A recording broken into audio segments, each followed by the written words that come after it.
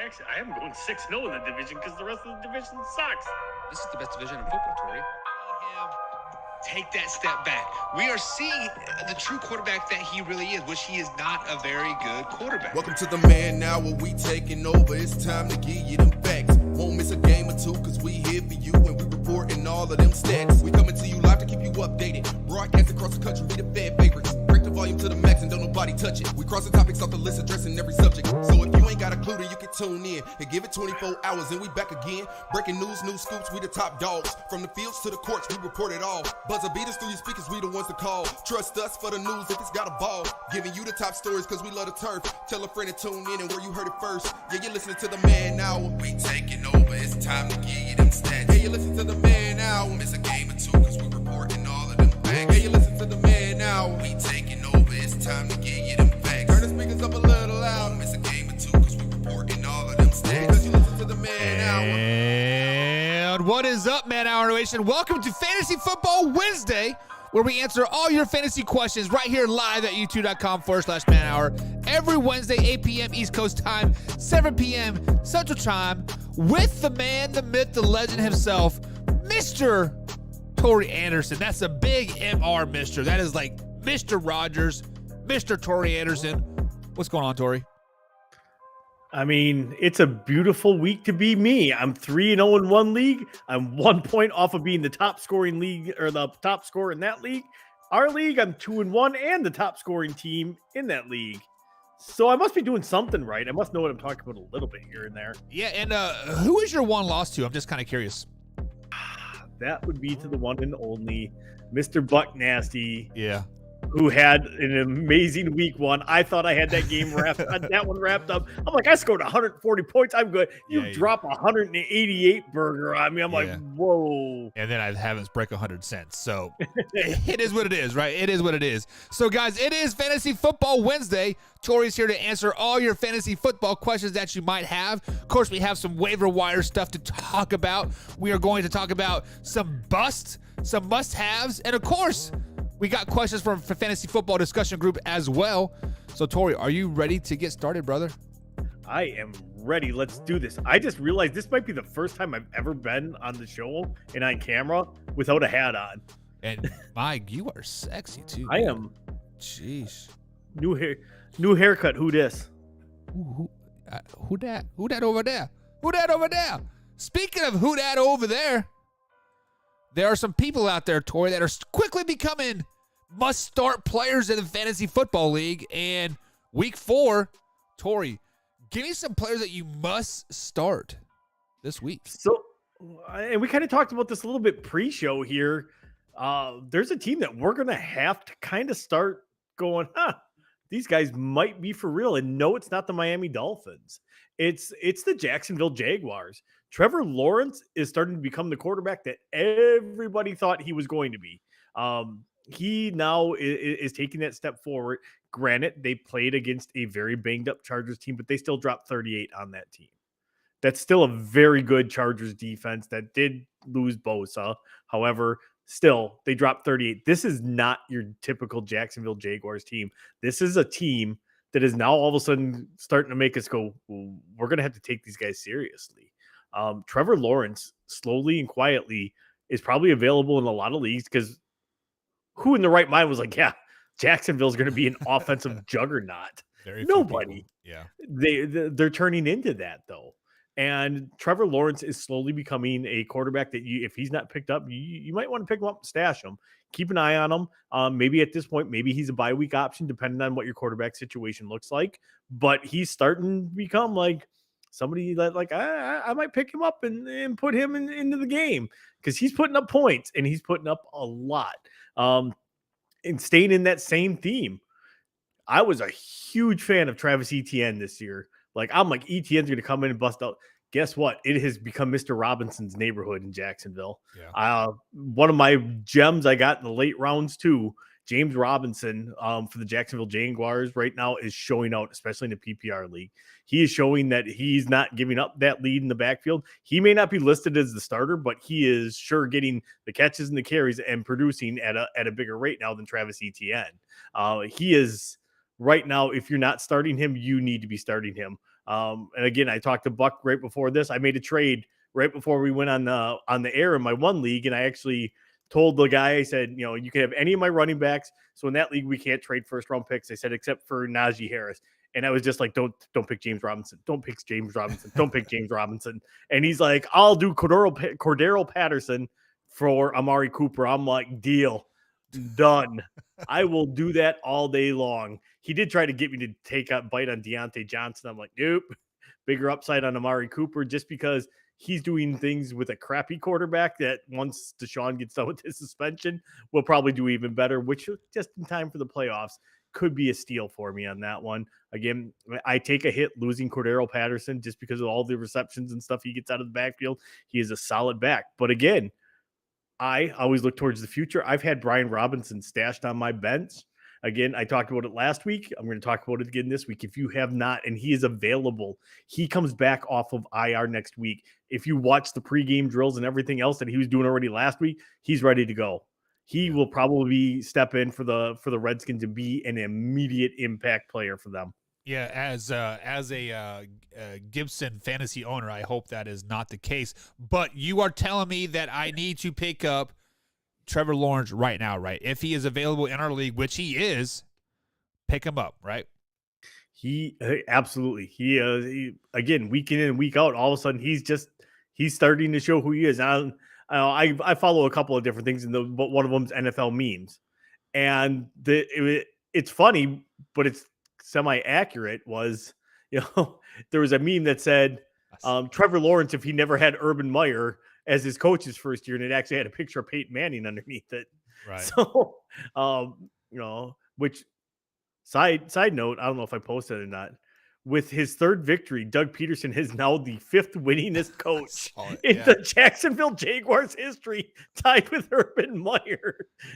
Isn't that crazy just to think, though? I mean, they've been around since, 96, and they've already had 5 or 6 new head coaches. That's actually probably more than that. That's yeah. insane. The fact that you're in the top 5 with 3 wins says something. Yeah. So our man Alpha Rob is in the chat. He says, "What's up, guys? What's up, Alpha Rob? Glad to see you to tune in tonight." He says a giant Jags running game looks good.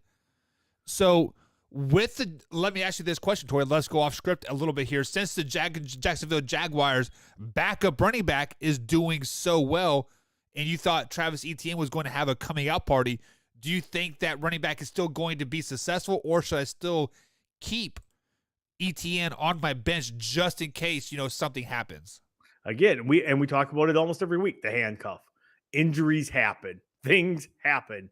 Absolutely. Etienne is definitely worthy of a roster spot on your team right now still. Because, again, it's not like he's not playing at all. It's not like James Robinson. They're doing pretty much a 50-50 split. But where Robinson gets more of the hype is he's getting more of the catches out of the backfield, which is obviously in a PPR league. That's huge because that's just point after point after point that you're getting, where Etienne's still more just kind of, rushing the ball, and that's about it. So, yeah, absolutely keep Etienne on your roster. Do you think he is ever going to develop as that back that starts catching the balls like out of the backfield, or do you think he is just more of like a north and south type of guy? I think he has it in him because he did it at Clemson.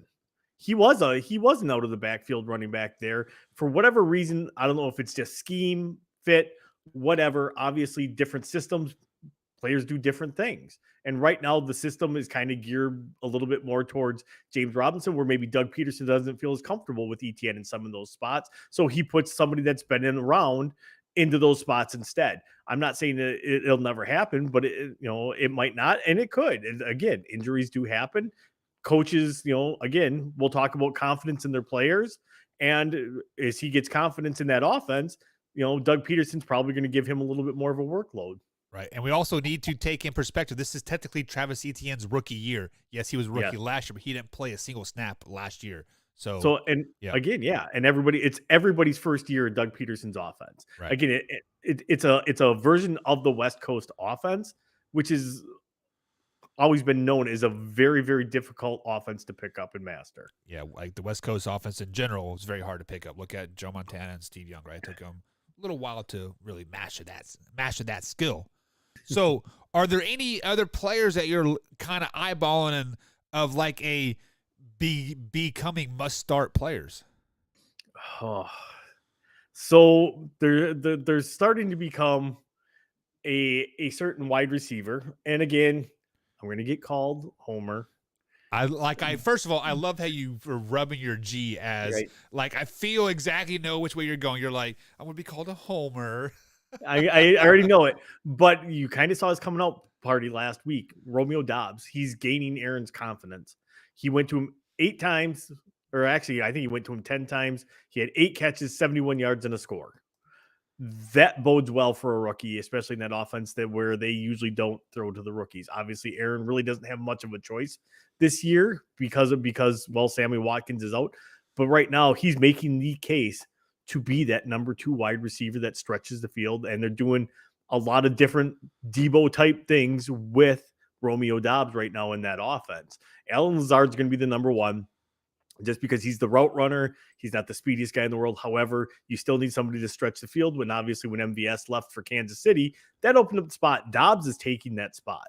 Dobbs has made his claim since the preseason that he wants to be a force to be reckoned with. Christian Watson still dealing with a case of drops, and now he aggravated his hamstring, so he didn't even play last week. For every snap that Dobbs gets to play, that's one less snap that Watson's going to have with Rodgers to develop that rapport. This year, right now, Romeo Dobbs will probably be that number 2 receiver with Cobb in the slot and Lazard at the number 1. If you have not picked him up or if he's available, go after him. You need to go after him. He's going to be a must start. That could be come playoff time for your season. That's 13 games into his season, 14 games into his season. He's going to be a lot more comfortable. That's going to be huge, and it's going to pay dividends for you. Yeah, so you always got to look at the end game when you're drafting these young players. And while you were talking, and I did some research, Tori, in the CBS fantasy football leagues, over 85% of the leagues do not have him drafted. So he definitely is probably available in most of your leagues. So Tori's tell you guys to pick him up, and he is 3-0 in his league. So listen to the man. He knows what he's talking about. Alpha Rob says, surprise, surprise, surprise. Sammy Watkins out again. Right? I mean, he made it 3 games, and nobody knows what happened. He was fine after the game in week 2. Didn't he tear his ACL? No, because he's only out. They're only talking 4 to 6 weeks. Oh, I thought I saw something where he tore his ACL or something. It wouldn't shock me. He probably tripped over an extension cord or something. Jeez. Savage. Hey, he was good in Kansas City for the 5 games that he played, 8 years. And that's it. That's always been the knock. Can't stay healthy and is good in short stretches. Yeah.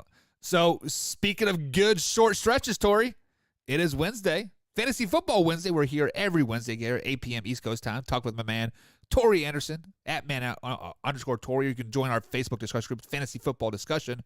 Link is in the description. Waiver Wire Wednesday, Tori. Who are you getting?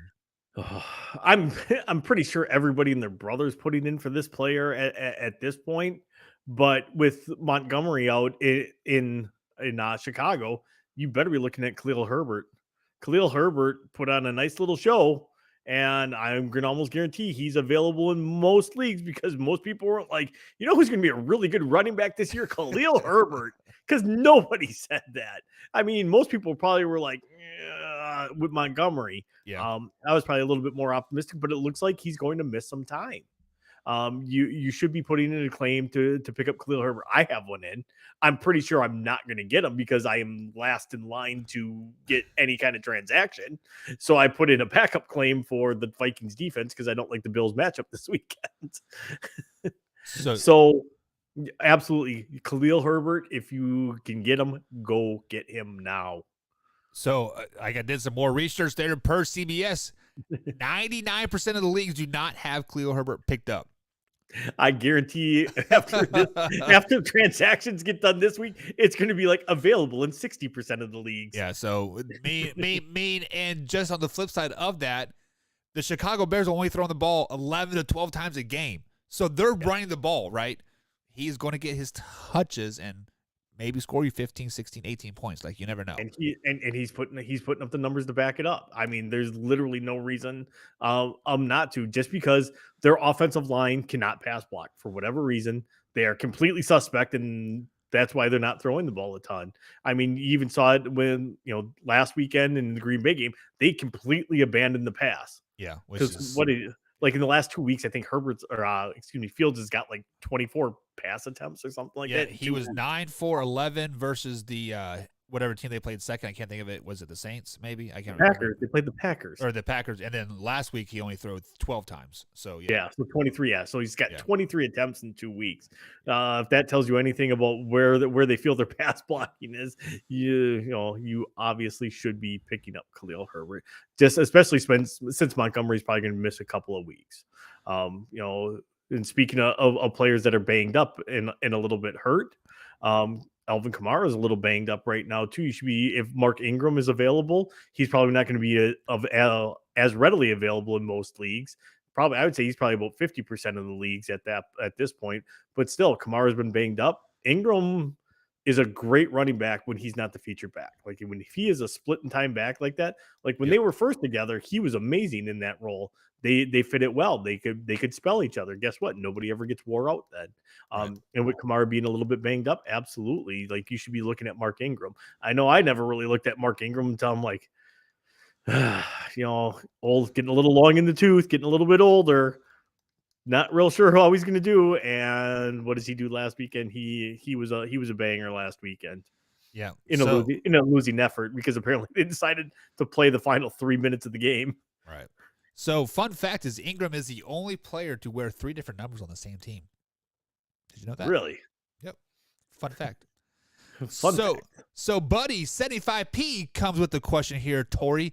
He says, Singletary, Pierce, or Akers at flex, who should he start? Oh. Singletary, Pierce, and who? Akers, Cam Akers. Yeah, not Cam Akers. For whatever reason, he's in Sean McVay's doghouse because Darrell Henderson has been the number one back there, which is one of the most shocking things to happen this season so far, because I thought Cam Akers would have a big year. Yeah, me too. So Cam Akers, nope. At this point, Pierce. I know that Lovie Smith had said Rex Burkhead's my lead back. Did you watch Damian Pierce the last 2 weeks? I still have. Again, the one reason I made a trade for a wide receiver is because I have Damian Pierce on my bench. And I have Brian Robinson getting ready to come back. So I made a trade because Keenan Allen's banged up. I want to make sure my wide receiver core is all taken care of. But yeah, I would probably go with Damian Pierce. He's got the higher upside right now, even over Singletary, just because you got a bunch of different factors for Singletary in Buffalo. So with that being said, you always talk about the long-term game here. Long-term game. Who is going to be your guy like come playoff time? Is going to be Singletary, Pierce, or Cam Akers? I would go with Pierce. Okay. Houston's another team that like we all thought would just get rolled over by. They're showing they got some grit. Yeah, got a little fight in them. And they're not going to be as terrible as we thought they were going to be. They've quietly pieced together a pretty good offensive line. Davis Mills quietly put together a strong start to the season, and nobody's talking about it. They have some nice little weapons there that nobody's ever heard of. About the only people you've ever heard of on the offensive side there right now, if you're a fantasy football player, is probably Damian Pierce, because that's about the only person that was worthy of a spot. Now you're starting like, well, maybe I would stash Davis Mills on the bench. You got Nico Collins who's starting to come on there in Houston. So there's a couple of quiet pieces there. Brandon Cooks hasn't made quite the headlines that I thought he would, but he's still going to be their deep threat. But even his fantasy value is limited as well. But again, they're a team to keep an eye on some of those players come later in the year. Damian Pierce, I think, though, by the end of the year, as he gets more acclimated to that offense, it is going to probably end up being their lead back and being a pretty dominant force. All right, so Damian Pierce, Buddy says 75P. Tori says to start him. So, Tori, let me take this one step further. So, clearly he has 3 running backs on his roster. You said Cam Akers is in the doghouse, and Singletary you don't have a lot of faith in. Do you possibly move those guys, kind of sell them while their value's still somewhat high, like Singletary's stock is still kind of high a little bit. You know, they always say buy low, sell high right now. Right. Do you sell And any of those guys? I do. If the right deal comes along, like again, I talked about it last week too. Sometimes you can sell to, there's a sucker born every minute. You can sell to homers, Me. and you can sell to people that are stuck on names. Those are two of the biggest things you can do in fantasy football. Like there is somebody again, like that's like stuck on whatever player. There is somebody that's a Buffalo Bills fan in one of those leagues that's like, I really wish I had Singletary on my team. Man, I missed out on him. Da, da, da. And they will overpay to get him on your team. They will offer you some stupid, ridiculous deal. Like, I don't know. It's going to be a little overboard here, but like, I'll give you Jonathan Taylor for Singletary. Yeah, you're going to take that deal. Like there's a sucker born every minute when it comes to that stuff. Right. And people will take advantage of it. There's somebody out there that's like Cam Akers is still going to be the lead back, and at this point, much like the NFL, some fantasy owners go into desperation mode at this point. Like I need to do something to try to turn this thing around because they are 0-3. Yep. And somebody might overpay again for a Cam Akers or somebody like that. Absolutely 110%. Play that name, play that stuff up, and try to get those. Like, again, subconsciously, like I made my trade. I told him I wanted CeeDee Lamb originally. And he was kind of like considering, he said, and he came down to say, well, I'll give you Amari Cooper. And like I said, I thought he was going to go for James Robinson, but he came down to Cordero Patterson even for me. And I'm like, deal, because actually Cooper was the player I wanted from the get-go. Yeah, so I actually have Cam Akers on my bench right now. I'm secretly kind of hanging on to him. Hopefully he kind of has a coming out party. But and what's your record? In this particular league, I am 0-3. So, yeah, sucker born every minute. I'm hanging on, hoping Cam Akers will kind of pull through. It's not going to happen, not going to happen, my friend. Yeah. As much as you wanted to, the only way it's happening is if Darrell Henderson gets hurt. Yeah. Which again, yeah, I'm all about the handcuff at that point. Right. I mean, you never know. So Singletary and Cam Akers, if you guys have an opportunity to move them is what Tori says. Another question comes up on the board here, Tori. This is from our Fantasy Football Discussion Facebook group here. He says, should I drop Breece Hall or Stevenson? Who should he drop? So my gut's going to tell me to drop Stevenson, even though he did score. I actually just dropped him in our league. Granted, we're only in an 8-person league, so I picked up Chase Edmonds, which overall will probably be good. Again, it depends how many people are in your league. Right. I am still very high on Breece Hall, even though Michael Carter has played very well for the Jets the last 2 weeks. I am still very hopeful about Breece Hall. If anything, I think they go into kind of a dual role where Breece Hall actually busted one and looked and flashed really well last weekend. So I would say if you're going to ditch somebody, Stevenson, just because it's the Patriots. Yeah. They play musical running backs and will go trot out 3 or 4, different types of running backs.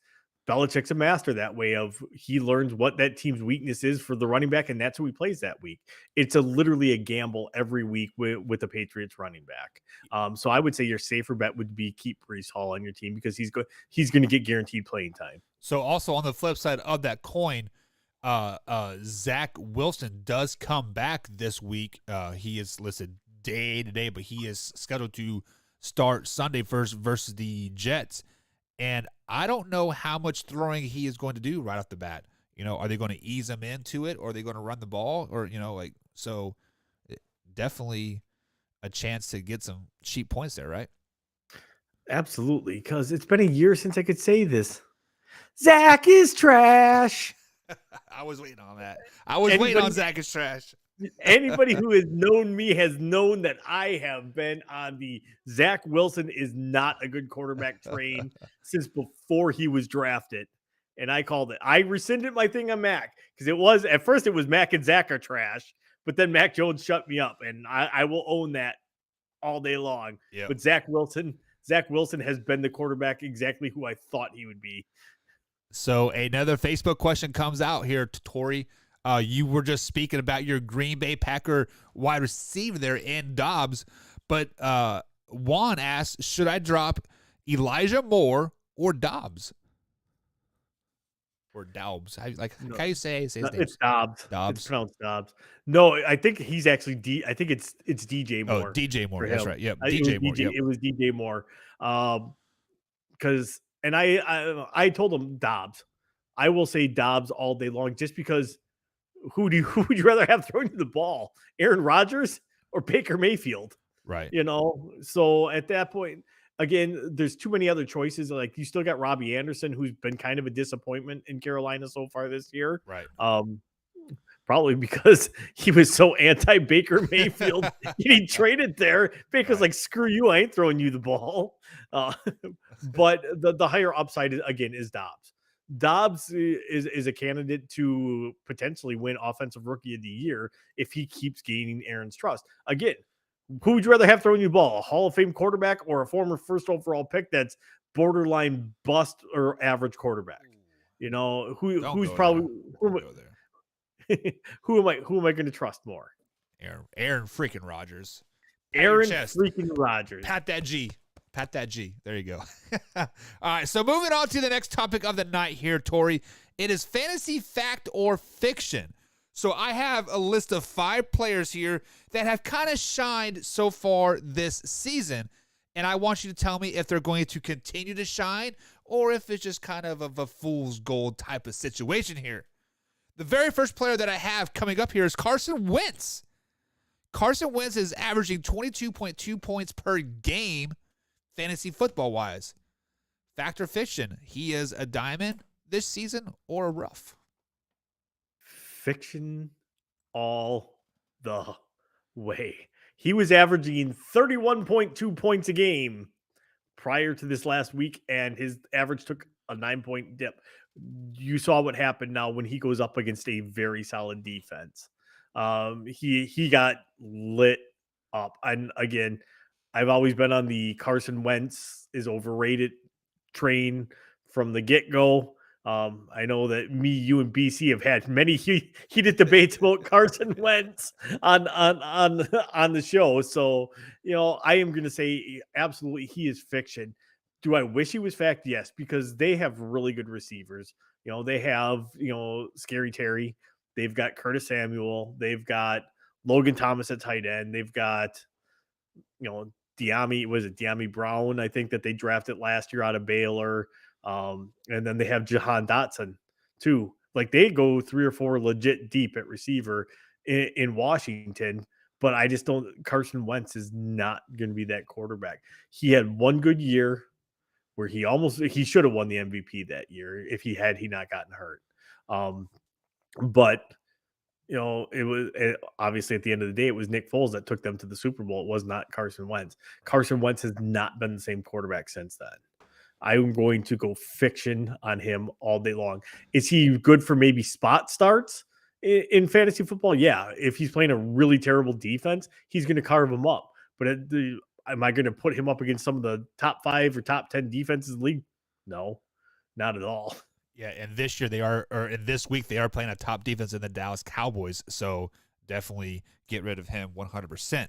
So the next fact or fiction here, Tori, Amon St. Brown, the Detroit Lions wide receiver, averaging 16.7 points a game. I believe at one point he has had a touchdown in 9 straight games.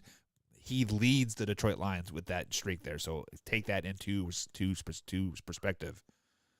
How is he going to do the rest of the year? I'm going to go fact. And again, I said this all before the season, and watching the game last week. What is it? Detroit scored a touchdown in 18 or 19 straight quarters now. Yeah. That's a fact that nobody really even probably realized. I will say I am one of them that didn't realize that.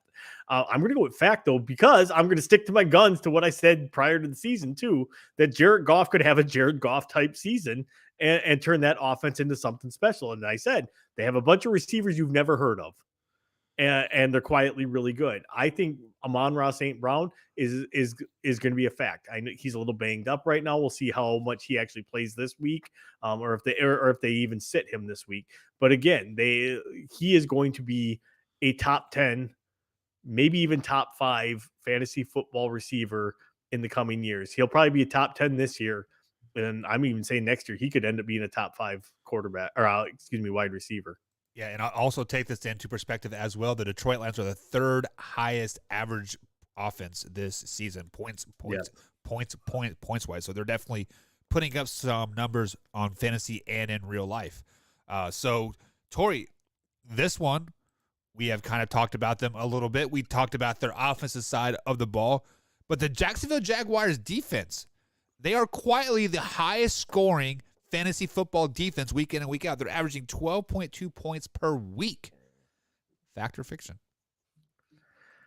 I'm going to go fiction on them. It's simply because, again, it's a very young defense. It has a defense that has a lot to learn. There's going to come weeks so that they take their lumps. It may not be this year. It could be next year that we're talking about them, much like, what was it, like 4 or 5 years ago when they went on the free agent spending spree, like signed like every defensive stud that was out there. Yeah. And they were like a top 3 unit. They're doing it a little differently now. It's drafted. It's mostly homegrown talent. And they're showing why they're going to end up being a force to be reckoned with right now early in the season. But again, temper expectations. I don't think they're going to be like amazing all through the year. They're going to take lumps. There's going to be breakdowns and stuff like that. Again, it's a young defense. There's going to be breakdowns that happen. And they're going to end up getting burned by them. But again, that's how you get better. In loss, you gain experience. Yeah, so they are averaging 12.2 points per week here. And also the flip side of the coin, the oldest person on that defensive side of the ball, Tori, 25 years old. Yeah. Take that into perspective. They are very young. Very young and very young. Be very, very good for a long time. Might have to get me a Jacksonville's Jaguars jersey, Josh Allen. I love me some Josh Allen. Or a Tim Tebow jersey. Yeah, right, Joey? Where you at? Where's Joey at? Where's Joey at? So the next person on the Fact or Fiction here, Amari Cooper. You just traded for Amari Cooper here, Corey, so I kind of know where you're going to go with this answer, but he's quietly having a pretty good season. He's averaging 11.3 points per game. Fact or fiction for Amari Cooper? I mean, do we really even have to ask this? I'm going to go with fact. I think, again, the upside, he's doing this with Jacoby Brissett as his quarterback. And it's only going to get better once Deshaun gets there. I mean, it's going to take a game or two for Deshaun to knock the rust off. And hopefully they have the same rapport, but it's still Amari Cooper. He's the number one option there. He has taken away targets from who I thought was going to be a breakout this year with Donovan People-Jones, who hasn't really done anything yet this year. Right. But yeah, absolutely fact that Amari Cooper is going to be there. He's their number one option. Again, it's an offense that is quietly talented, but nobody talks about. They have Chubb, they have Kareem Hunt. Everybody knows those names and people will play them. But you don't think of Cleveland and go offensive juggernaut. It just doesn't happen, but they quietly do have a lot of weapons. Yeah. Njoku is coming on. He's got the more prominent role for this year. You do have Donovan Peoples-Jones. You have Amari Cooper. This is a team with a lot of weapons that just needs their quarterback to come back and not get happy endings. Well, let me ask you that question here, just because, there are certain times when quarterbacks have a better rapport with said wide receiver. Possibly does Deshaun Watson have a better rapport with Jonathan Peoples-Jones than Amari Cooper? I mean, it's possible. It could very well happen. It all depends on what happens when he's allowed to practice with the team again. Which is this week, isn't it? I do believe. No, he can't be around the team till his suspension's up. I thought he could come back October 1st to become meetings and stuff like that, and then practice maybe mid-October, because his first game's like November 11th or something like that. Yeah. So he got suspended 11 games, so he can come back week 12. Yeah, because they play the Texans that week. Imagine that. Weird how that works. Your bye week just happened to fall the week that you can come back and practice. You have 2 weeks of practice, whatever. Right. And you play your former team. Yeah. Hello, TV ratings. Yeah, right? No, They decided it was 11 games. 11 Right. games was appropriate. Yeah. No, Good you job, actually NFL. decided 6 Good games, job, but- NFL. Yeah, but Go ahead. Sorry. fact. He is fact. Amari Cooper's going to do Amari Cooper things. And Is that the show thing up that on the home games and disappear on the road games? Is that Amari Cooper Not- things? I don't think so. We did in Dallas. I mean, but in Dallas too, he actually had other receivers that he had to compete with too. He had Gallup, he had CeeDee Lamb and stuff like that. Like he was actually competing for catches there. He's not in Cleveland. It's him and Donovan People-Jones and Njoku. Yeah. So, a lot less hands to go around to get targets. And again, CeeDee Lamb kind of is their darling receiver now. So, they were going to feed him no matter what. So that kind of put Cooper into that second spot. So I think Cooper's still a number one receiver in this league, and he's showing off so far. At least the last 2 weeks he has. First week 1 he had a really quiet week. Yeah. And I was kind of meh. But then the last 2 weeks he's kind of showing out. So Right. All right. So the last person that I have on my list here, let's travel out west. Geno Smith, quietly getting 14.7 points per game. He had a pretty costly interception to lose their game, but we're talking about fantasy points here. Factor fiction for Geno Smith. I got to go fiction on him. I have to. It's Geno Smith.